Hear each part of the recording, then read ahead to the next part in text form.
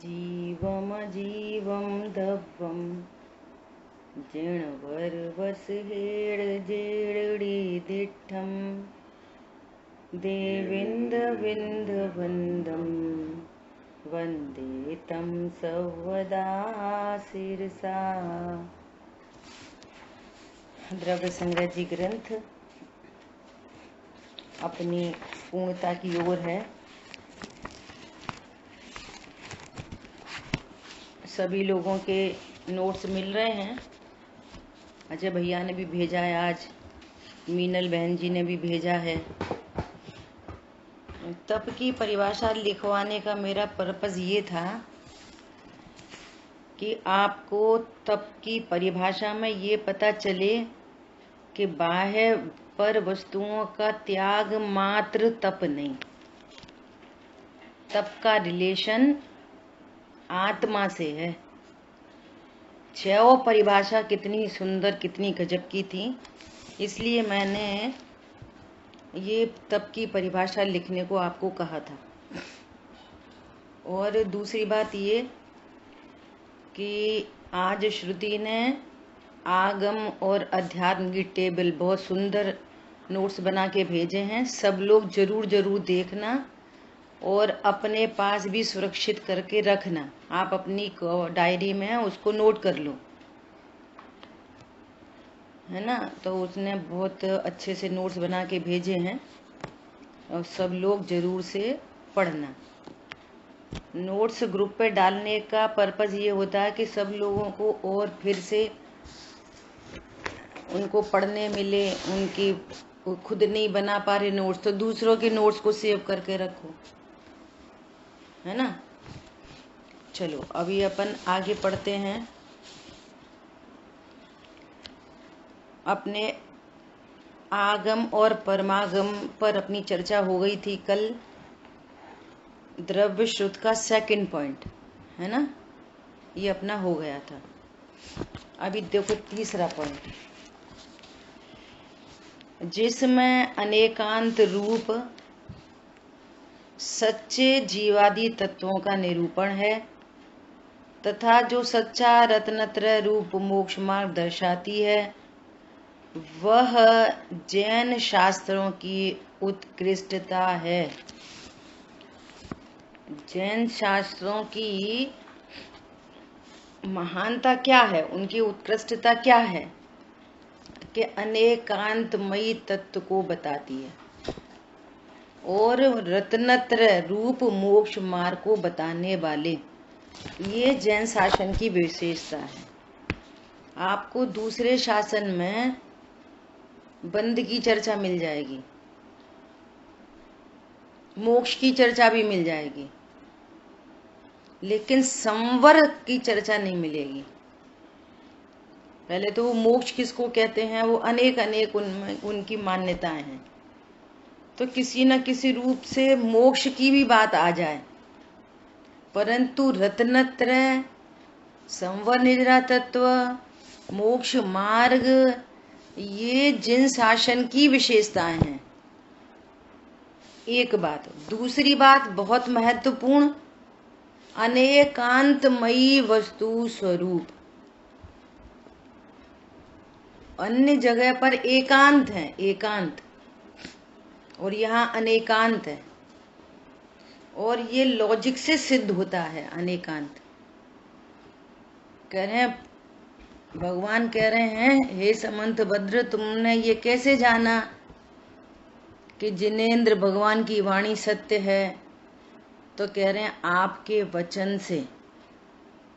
क्यों? आपके वचन युक्ति से न्याय संगत है। आपने वस्तु का अनेकांत स्वरूप कहा है, जो वस्तु का स्वरूप है। अनेकांत मतलब अनंत धर्मों को धारती हुई वस्तु। और वो वस्तु कैसी है? सामान्य विशेषात्मक है। अनेकांतमयी वस्तु कैसी है? सामान्य विशेषात्मक। उसमें अनंत सामान्य धर्म है, अनंत विशेष धर्म है। उसमें ऐसी वस्तु है सामान्य विशेषात्मक। परमानेंसी विद द चेंज, ये युक्ति संगत है। यदि वस्तु एक रूप न हो और तो चेंज कहां पर हो रहा है? एक रूपता नहीं हो किसी वस्तु में तो फिर चेंज कहां पर है? ऐसे विचार करो। हम अकेला चेंज चेंज माने और एक रूपता नहीं माने तो कैसे काम चलेगा?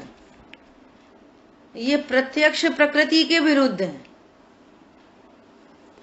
पॉइंट समझ में आ रहा है?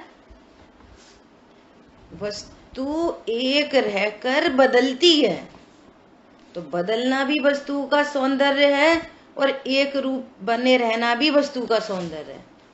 ये अनेकांतात्मक वस्तु।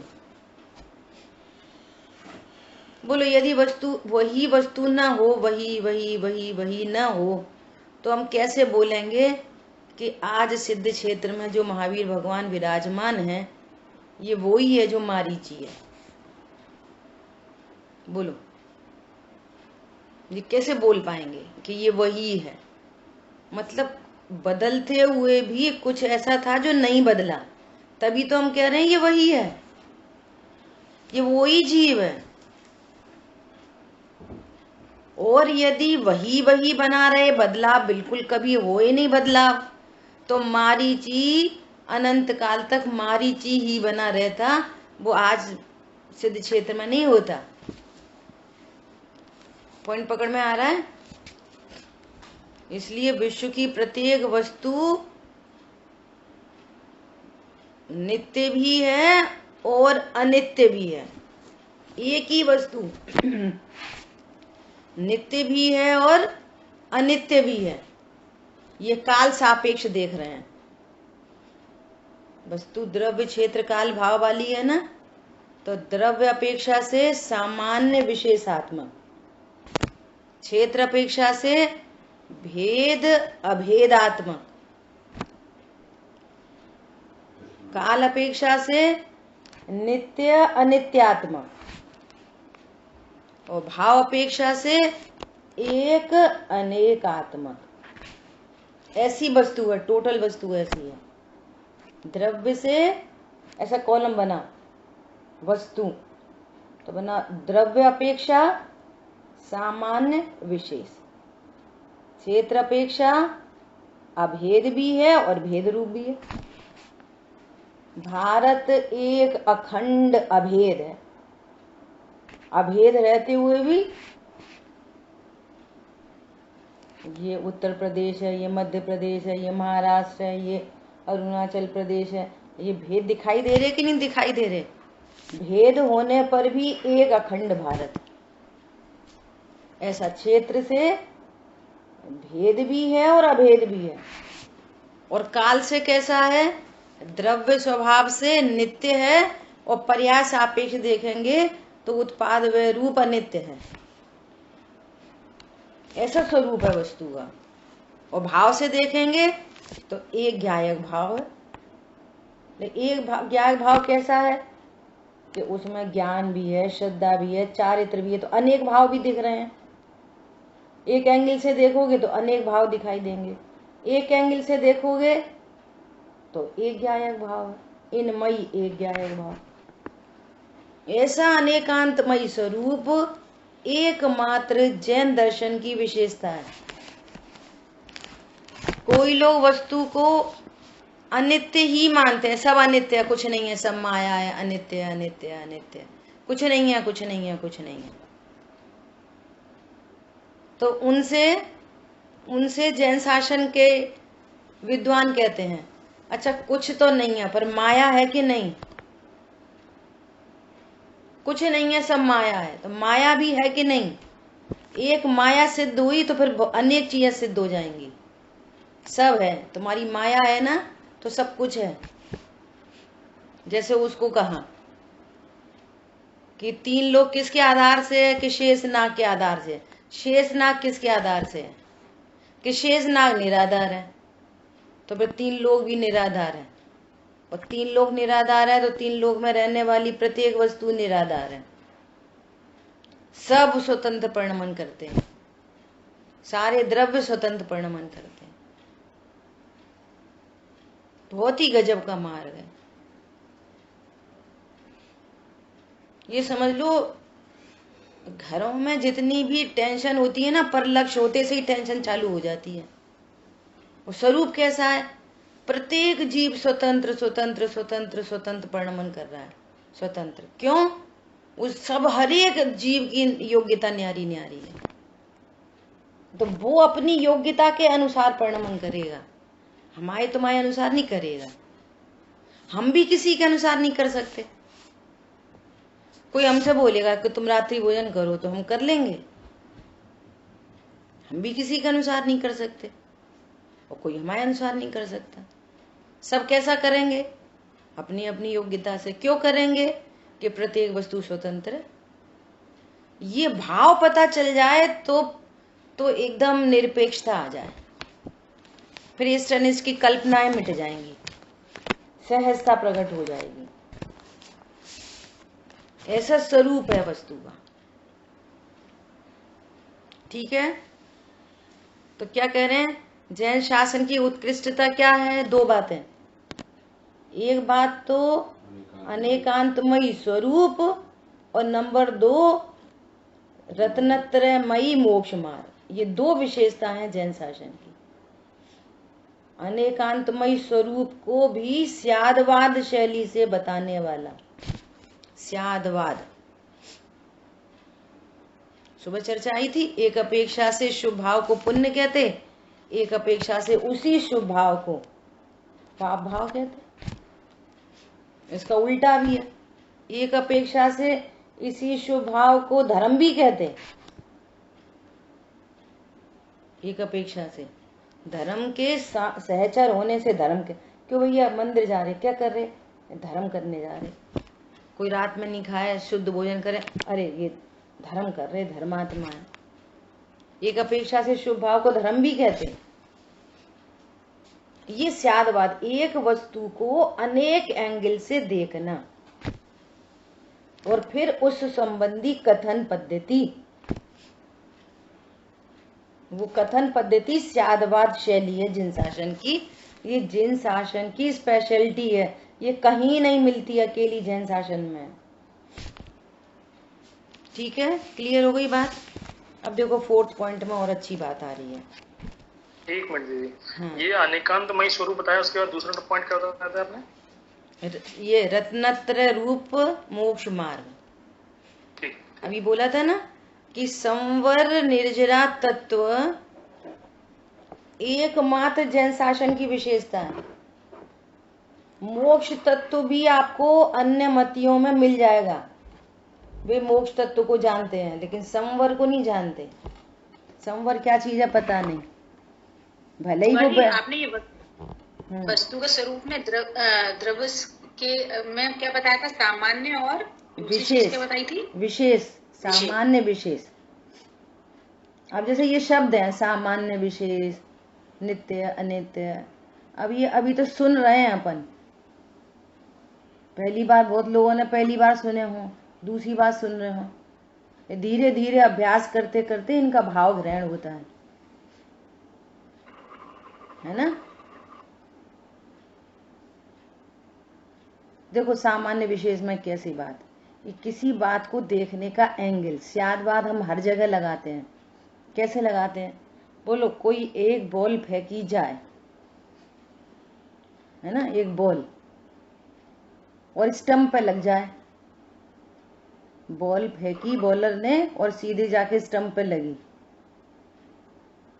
तो वो क्या होएगा फिर? बोलो, आउट होगा। आउट होगा। ठीक है, ये सामान्य एक जनरल कंडीशन हो गई। अगर नो बॉल हुए तो नॉट आउट होगा। फिर ये विशेष बात हो गई। समझ आ गई बात? बस सोने को यदि सोने पने से देखेंगे तो वो सोना सोना सोना सोना सोना, ये सामान्य पना। हम उसको चूड़ी देख रहे हैं, अंगूठी देख रहे हैं, उसकी डिजाइन देख रहे हैं, उसका वजन देख रहे हैं कितने भारी है, ये विशेषता। ये उसी सोने को अब हम विशेष रूप से देख रहे हैं।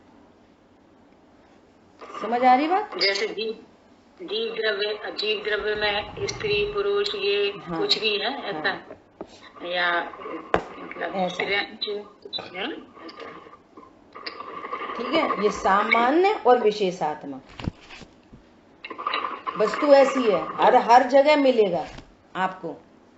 कपड़ा सामान्य, अब ये जॉर्जेट है, कॉटन है, सिल्क है ना, ये उसके ये उसी कपड़े को अब हम विशेष रूप से देख रहे हैं। तो विश्व की प्रत्येक वस्तु सामान्य विशेषात्मक है। और ये वाली बात जिनवाणी बताती है। ये ब्यूटी बताने की ये अकेले जैन शासन में है। विश्व की प्रत्येक वस्तु सामान्य विशेषात्मक है। अब स्त्री को खड़ा करो, स्त्री, तो स्त्री देखेंगे तो सामान्य स्त्री। अब कोई की मामी है, कोई की चाची है, कोई की बुआ है, कोई की बहन है, अब ये विशेषता हो गई उसमें। ठीक है, ऐसा ये सामान्य विशेषात्मक ऐसा आएगी। धीरे धीरे चलते रहिए, पलते रहिए। जो व्यक्ति स्वाध्याय करता है अपने हित के पर्पज से करता है, अपने हित के लिए, और कंटिन्यूटी रखता है, कभी कर लिया, कभी नहीं कर लिया, कभी सुन लिया, कभी नहीं सुन लिया। अब पहली गाथा चल रही थी तो सुन ली, दूसरी तीसरी गाथा में क्या आया पता नहीं, अब कहीं बाहर चले गए थे, फिर चौथी गाथा आ गई तो चौथी गाथा सुन ली, 5वीं 6वीं 7वीं 8वीं सुन ली, फिर 9वीं में कुछ हो गया तो नहीं सुनी, फिर 12वीं सुन ली। ऐसे वो उसका काम नहीं बनता। समझ आई बात? हम तो अपनी बता रहे हैं कि यदि हम कहीं बाहर गए और हमें मौका नहीं मिल पाया सुनने का, मान ली हम 2 क्लास सुन रहे या पहले भी कभी सुन रहे हैं और हमारी 2 गाथाएं निकल गई और आज हमें चौथी गाथा पर बैठना है लाइव क्लास में, तो हम इन प्रकारेण भी 2 गाथा सुन के ही बैठेंगे।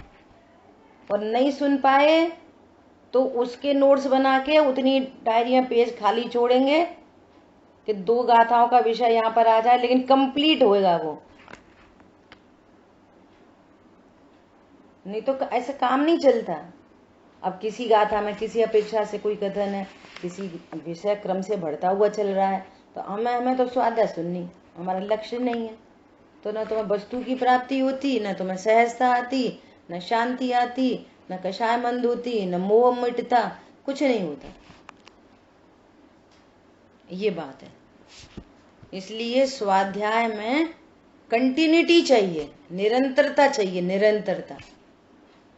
स्वाध्याय कैसा होना चाहिए? क्रमिक और निरंतर, तो आपको वस्तु की प्राप्ति होती है।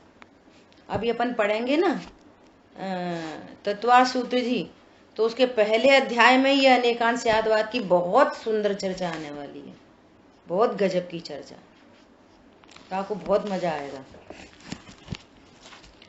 चलो अभी चौथा पॉइंट, तीर्थंकर परमदेव की वाणी जो पूर्वापर दोष रहित तथा शुद्ध है उसे आगम कहा है।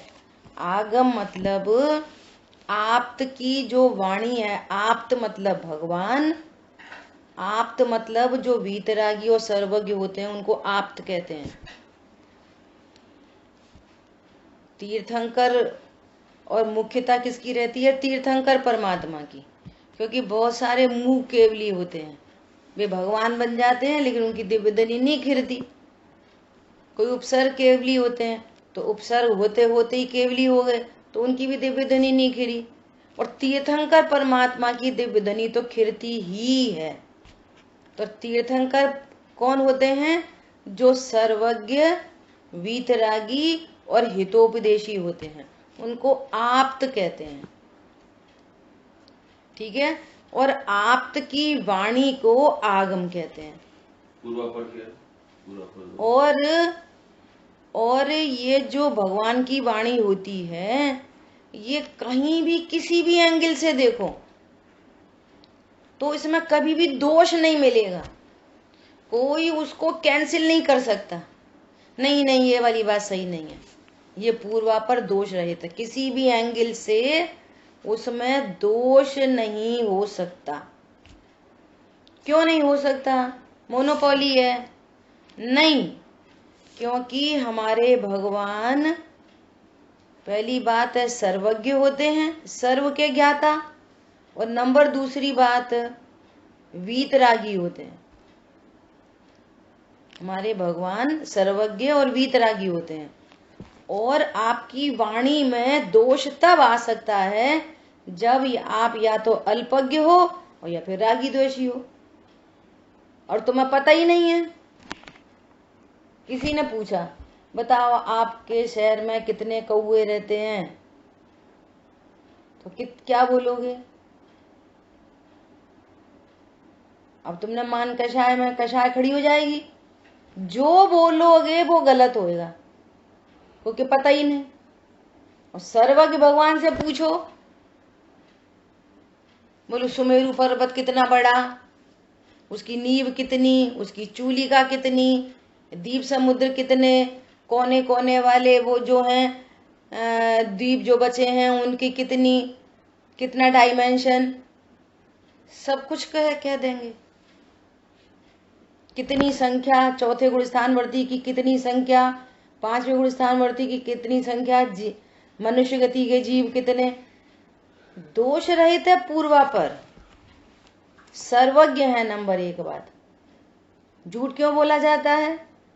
या तो अज्ञानता के वशीभूत और या फिर कषाय से। सामने सामने देखा माँ ने कि मेरे बच्चे से गिलास टूट गया, और किसी ने पूछा क्यों, ये गिलास किसने तोड़ा? हमें नहीं पता, हमें नहीं पता। अच्छा, वो उसने तोड़ दिया, वो आया था। तो ये वचन कहां से आ रहे? झूठ बोलने। तो सर्वज्ञ भगवान को न कषाय है और न अल्पज्ञता है, ये दो कारण से झूठ बोला जाता है। और सर्वज्ञ देव जो कुछ भी कहेंगे, जो कुछ भी कहेंगे, प्रयोजन भूत अप्रयोजन भूत, वो बिना किसी कषाय के कहेंगे। उनको उनका क्या प्रयोजन? समझ में आ रही है? और चूंकि सर्वज्ञ है, सर्व के साक्षात सबका ज्ञान हो रहा है, सर्व के ज्ञाता है, इसलिए उनकी वाणी पूर्वापर दोष रहित होती है। नंबर एक। नंबर दो, इसीलिए आपके सुखी होने का उपाय भगवान से होकर निकलता है। जब तक आपको वीतरागता और सर्वज्ञता का निर्णय नहीं होगा ना, तो आप उनके कहे हुए वचनों का भरोसा नहीं कर पाओगे। बहुत लोग ऐसे हैं जो सालों सालों से, सालों क्या बचपन से, आज हो गए 55-60 साल के, और जिनको देखा है पूजा पाठ अभिषेक करते हुए, और उन्हीं के मुंह से ये कहते सुना है कुछ नहीं होता, नरक स्वर्ग कुछ नहीं होता, यहीं पे है जो कुछ है नरक स्वर्ग। बोलो, तुम सर्वज्ञ को मानते? सर्वज्ञ भगवान की वाणी में बताया इतने स्वर्ग होते थे, नरक होते हैं, कैसे भरोसा करोगे? बोलो। अभी हम लोग यात्रा में गए थे, आई स्पेशलिस्ट था, एक डॉक्टर साहब हैं, वो भी डॉक्टर हैं, वही भी आई स्पेशलिस्ट हैं, उनका बच्चा भी इतने काउंटर क्वेश्चन कर रहा है, इतने। किसने बोला कि मध्य लोक फ्लैट है? किसने बोला? तुमने देखा ऐसा? तो ये कहाँ से आते हैं क्वेश्चंस? यदि कोई सर्वज्ञ और वीतरागता पर भरोसा करता है तो उसको ये सारी चीजों का सहज श्रद्धान हो जाता है। सहज बने, भगवान ने कहा है ऐसा स्वरूप है, बात खत्म हो गई। अब वो लोग जीपीएस ऐसा बताते हैं, वो ऐसा बताते हैं, साइंटिस्ट ऐसा बताते हैं, फलाने ऐसा बताते हैं, तो तुम्हें अल्पज्ञ साइंटिस्ट का भरोसा है और सर्वज्ञ का भरोसा नहीं है। जैन शासन में जन्मे हो और सुबह पूजा पाठ रोज करते हो, घर में शुद्ध भोजन बनता है, रात्रि भोजन कोई करता नहीं है, और उसी का छोटा भाई मंगलारती, और वो इतने गजब के आंसर कर रहा कि तबीयत खुश हो रही। देखो कितने बढ़िया से इसको तत्व का ये फर्क पड़ता है। बच्चा 1 साल 2 साल संस्था में पढ़ा और उसने सर्वज्ञ वीतरागता का लक्षण जाना, तो उसको आगम पर भरोसा आता है, श्रद्धान होता है, क्वेरी नहीं आती। क्वेरी आए तो फिर आगम से उस क्वेरी को क्लियर करता है और अपने ज्ञान को निश्चिंत बनाता है, शांत ज्ञान होता है उसका। समझ में आ रही है बात? इसलिए सर्वज्ञ देव के स्वरूप को जानना परम आवश्यक है, तब उनके कहे हुए बातों का आप श्रद्धान कर सकोगे। कहाँ बंद रहे कर्म, किन्ने देखे कर्म? कर्म की बात जो दिखते नहीं है वो सब अन्यमति भी विश्वास करते हैं। ये घर में बाइयां आती हैं ना, ऐसी ऐसी बातें करती हैं कि ऐसा लगता है कि अगर ये भले कुल में पैदा हो जाएं, इनका ज्ञान कितना शार्प है, पूर्व में कैसा कर्म बांधा है जो ऐसी स्थिति बन रही है। हम तो काम कर रही हैं, वो कोई ऐसी अच्छी अच्छी बातें होती है तो उन्हें बताते हो, स्वीकार करती हैं, हाँ भाभी ये सही बात है। बोलो, कर्म फिलॉसफी का श्रद्धांत तो सब करते हैं, जैन नॉन जैन छोटे बड़े सब। ठीक है, देखो यहाँ पे एक बात और कहनी है, भाइयों की बात आ गई तो एक और बात कहनी है कि अब देखो ये जीव, विचार करो, ये जीव मनुष्य भव में तो आ गया, उसका एक मनुष्य भव तो पूरा हो गया और ऐसी कंडीशन में पहुंचा, तो ये किसी पूर्वकृत कर्म का उदय ही है ना। अभी तत्वा सूत्र जी में सब आएगा किस भावों के फल में कैसा कर्म बनता है। कभी भी किसी भी व्यक्ति का पैसा नहीं मारो। उसने अगर 10 रुपए का काम करा है तो चतुराई नहीं बताओ, 10 रुपए के बदले उसको 15 रुपए पकड़ाओ, नहीं तो ऐसा कर्म बनता है कि अगले भव में हमें चुकाना पड़ता है उनका पैसा जाके। पता चला उनके घर में अब तुम ही बनो बर्तन वाली।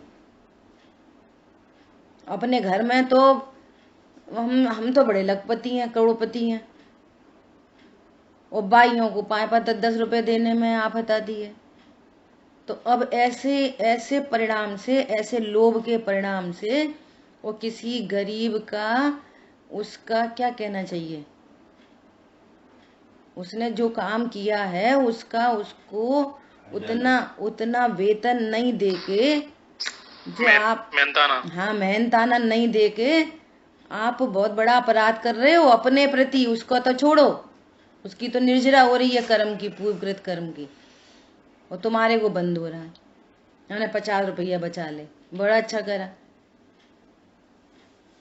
और मन्ना माला पहनने के लिए हमने वहां पे है ना 5,000 रुपए का कलश ले लिया। तो भैया तुम ऐसा कलश मत लो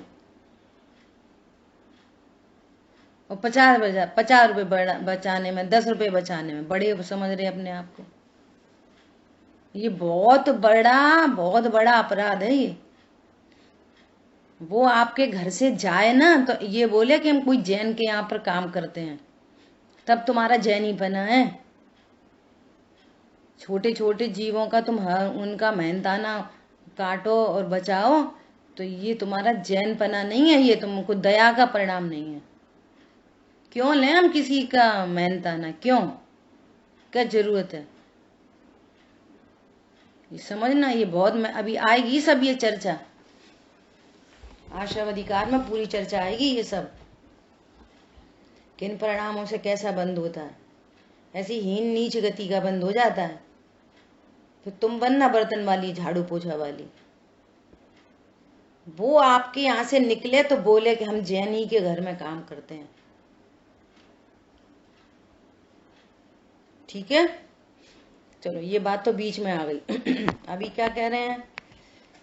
अनंत भगवान के मुख कमल से निकली हुई सकल जीवों को श्रवण का सौभाग्य प्राप्त हो, ऐसी सुंदर आनंद झरती अनक्षरात्मक दिव्य ध्वनि और उस पर से गणधर देवों ने तथा उसका अनुसरण करके आचार्य आदि ज्ञानियों ने जिन वीतरागी शास्त्रों की रचना की वे आगम हैं।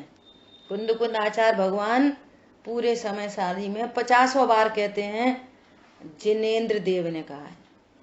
जिन वरे हिम केवली शुद्ध केवली भड़िदम, केवली और शुद्ध केवलियों ने कहा है, मैं मेरे मन से कुछ नहीं कह रहा। तो क्या कह रहे हैं कि भगवान के मुख कमल से निकली हुई, अब ये तो अपन कुछ और बोल नहीं रहे, तब सब समझदार हो गए। भगवान का मुख कमल नहीं होता, ये अंडरस्टूड है, और व्यवहारने का वचन ऐसे ही चलता है। अभी अपनी अनंत भगवान की सब चर्चा हो गई। अनंत भगवान की देह से दिव्यनी कीर्ति है सर्वांग से, तो ये सब व्यवहारने के कथन है सद्भूत।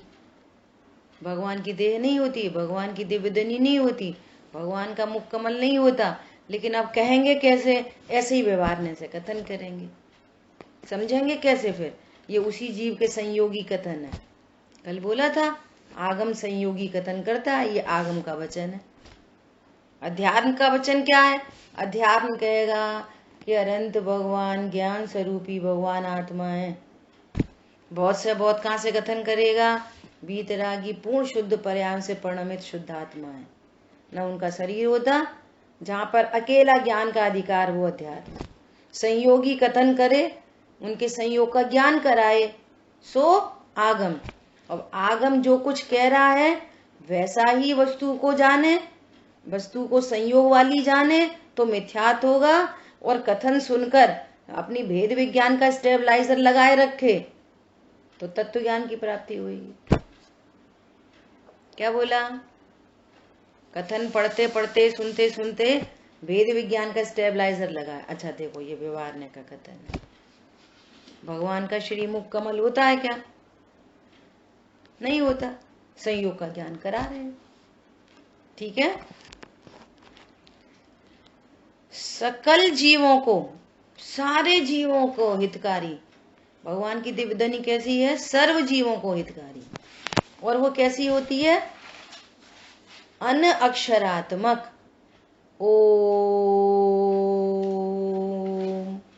ओम ध्वनि कीर्ति है। फिर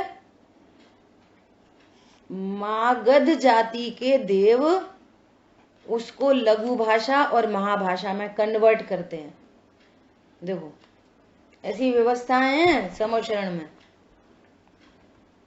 और फिर जो जो जिस जिस भाषा वाला होता है, अंग्रेज बैठा हो तो अंग्रेजी में समझ में आ जाएगी, हिंदी वाला बैठा हो हिंदी में, त्रियं जगती का जीव हो तो उसको अपनी भाषा में, सबको अपनी मोर अपनी भाषा में सुन लेता है, गैया अपनी भाषा में सुन लेती है, सब अपनी अपनी भाषा में वो ओम ध्वनि सबको समझ में आ जाती है। ये चमत्कार है, प्राकृतिक चमत्कार है प्रकृति का, है ना।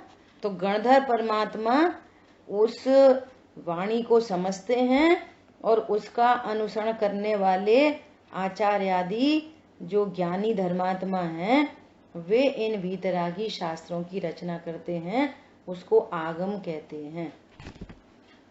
ठीक है। जो आगम मोक्ष मार्ग का प्रकाश करे। आगम किसे कहना? जो विषय कषायों में लगा है। जिस शास्त्र में हिंसात्मक बातें लिखी हों वो शास्त्र नहीं, शस्त्र हैं। वो शास्त्र नहीं है, वो शस्त्र हैं, शस्त्र। जो गुरु राग में धर्म बताए, राग को उपादेय बताए, कर्ता बुद्धि सिखाए, वो गुरु नहीं, कुगुरु है, वो पलनाभ है। खुद तो डूबेंगे, हमको भी लेके डूब जाएंगे। ये बहुत सावधानी रखनी है। जिसकी वाणी में सदा तत्व की मुख्यता हो, चरणानियों के भी कथन हो, वस्तु स्वरूप को बताए, लेकिन मुख्य कौन? एकमात्र शुद्धात्मा। ये समझना। क्या बोल रहे हैं? जो आगम मोक्ष मार्ग का प्रकाश करे। और मोक्ष मार्ग का प्रकाश कब होएगा? तो ये कार्य से बोल रहे हैं, मोक्ष मार्ग का प्रकाश करे। कारण से बोले तो जो शुद्धात्मा का प्रकाश करे। क्या बोला? किसका प्रकाश करे? शुद्धात्मा का प्रकाश करे। देखो आचार्य परमेष्ठी भगवान की परिभाषा में सब जगह क्या लिखा? सब जगह कि उपाध्याय परमेष्ठी क्या करते हैं कि जो संघ में पठन पाठन का कार्य करते हैं सो उपाध्याय परमेष्ठी हैं। तो वे क्या पठन पाठन करते हैं? उपाध्याय परमेष्ठी क्या पठन पाठन करते हैं? तो कह रहे हैं कि 6 द्रव्य 7 तत्व 9 पदार्थों का ज्ञान कराते हैं।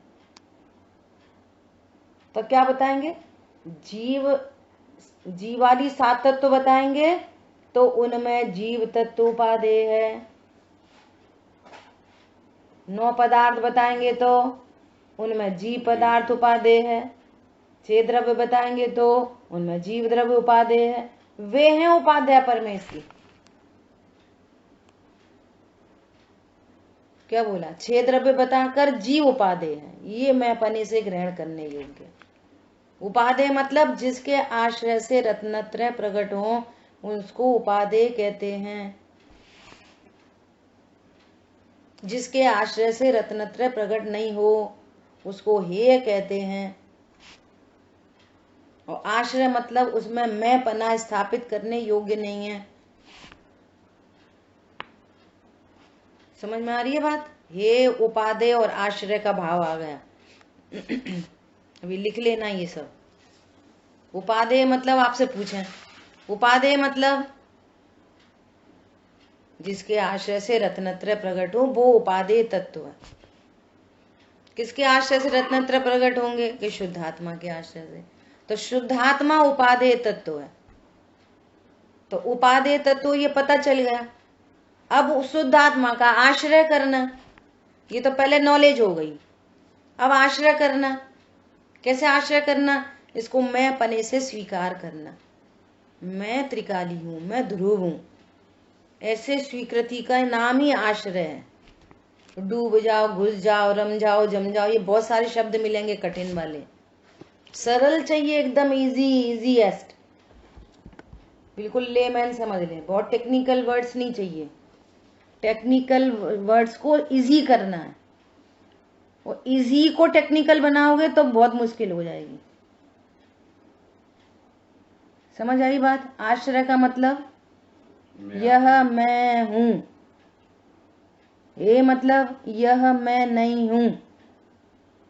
ये मतलब कुछ करना धरना हटाना मिलाना ये नहीं, नथिंग टू डू। ज्ञान स्वरूप है तो ज्ञान की बात ज्ञान से। ज्ञान जानना, विश्वास करना और रमणता, लीनता, स्थिरता, अस्थिरता, ये हमारा काम है। करना धरना हटाना मिलाना, हे मतलब मत करो, राग मत करो, राग है सो राग मत करो। सिस्टम ही नहीं है राग मत करने का। राग को राग जान लो, हो गया है। ये मैं नहीं हूं, मेरा स्वरूप नहीं है, बस इतना सा काम है।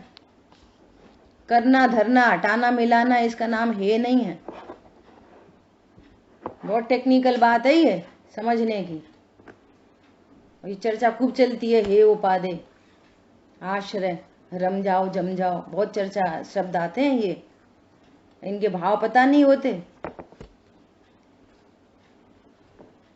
कल ऐसी एक बात चली, विकल्प आया कि बहुत टेक्निकल वर्ड्स हों और कुछ समझ में नहीं आए तो उस विद्वान के प्रवचन सबसे अच्छे होते हैं।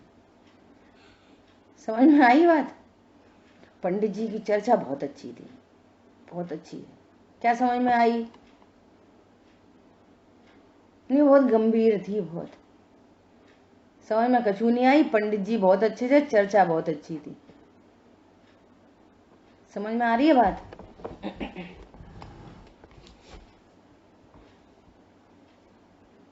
वो कठिन कठिन शब्द बोल दिए तो ज्ञान और डिप्रेस हो गया। अपन है तो कुछ आता नहीं है, अपन है तो कुछ आता नहीं है। तो तुम वहां से क्या लेके आए? डिप्रेशन लेके आ गए। और सरलता से सुन लो, वो एकदम सरल, बिल्कुल इजी। ये इतना सरल थोड़ी कोई धर्म है। हुआ डुआ होए तो धर्म होए, थोड़े कठिन कठिन शब्दों तो धर्म हो तो स्वाध्याय हो। समझ में आ रही है क्या बोल रहे हैं? वीतरागी शास्त्रों की जो रचना है उसको आगम कहते हैं। 5th पॉइंट पर कह रहे हैं जो आगम मोक्ष मार्ग का प्रकाश करे। ये बात किससे हो गई? कार्य से। और कारण से कि जो आगम शुद्धात्मा हूं ऐसा प्रकाश करे। क्या बोला? बोलो, कारण और कार्य समझ में आया? मोक्ष मार्ग उत्पन्न होना ये कार्य है, तो मोक्ष मार्ग का प्रकाश करे, मोक्ष मार्ग को बताए। तो मोक्ष मार्ग परिणति में कैसे प्रकट होएगा? कि जो शुद्धात्मा का प्रकाश करे, तब तो मोक्ष मार्ग होएगा। समझ आ गई बात? वही आगम पढ़ने सुनने योग्य है, वही आगम पढ़ने सुनने योग्य है। आपस में वही बातें करने योग्य है।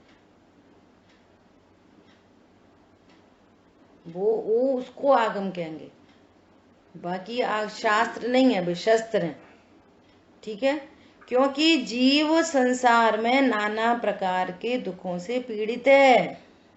यदि शास्त्र रूपी दीपक द्वारा मोक्ष मार्ग को प्राप्त कर लें तो उस मोक्ष मार्ग में गमन करके उन दुखों से मुक्त हो जाएं। बोलो, शास्त्रों का अभ्यास करके क्या हो? दुखों से मुक्ति हो सकती है। और जो हिंसा में धर्म बताए, राग में धर्म बताए, है ना, तो कैसे मुक्ति होगी? तो अनंत बंद कराएगा ऐसा। अब मोक्ष मार्ग तो एक वीतराग भाव है, इसलिए जिन शास्त्रों में किसी प्रकार राग द्वेष मोह का निषेध करके वीतराग भाव का प्रयोजन प्रकट किया हो वही शास्त्र पढ़ने सुनने योग्य है। ठीक है? इतनी अपनी चर्चा हो गई 5th पॉइंट तक। और अभी थोड़ी सी और चर्चा है अपने, जितने दिन चले उतने दिन चले, फिर अपन आगे तत्वार सूजी ग्रंथ का स्वाध्याय करेंगे। अभी कोई किसी का प्रश्न है तो पूछ सकते हैं। दीदी, ये मोक्ष मार्ग का प्रकाश कार्य है या कारण? कार्य कार्य कार्य है ना? हाँ, ठीक है। ठीक है। और शुद्धात्मा की प्राप्ति जो है कारण हो गया। हाँ, कार्य से बोलेंगे रत्नत्रय का प्रकाश करे, कारण से बोलेंगे शुद्धात्मा का प्रकाश करे, है ना? ऐसा। जिनवाणी के ज्ञान से सूझे लोकालोक, सो वाणी मस्तक नमो सदा दे तुम धूप। बोली द्वाशांगमयी जिनवाणी माता की जय हो। जय जिनेन्द्र सभी को।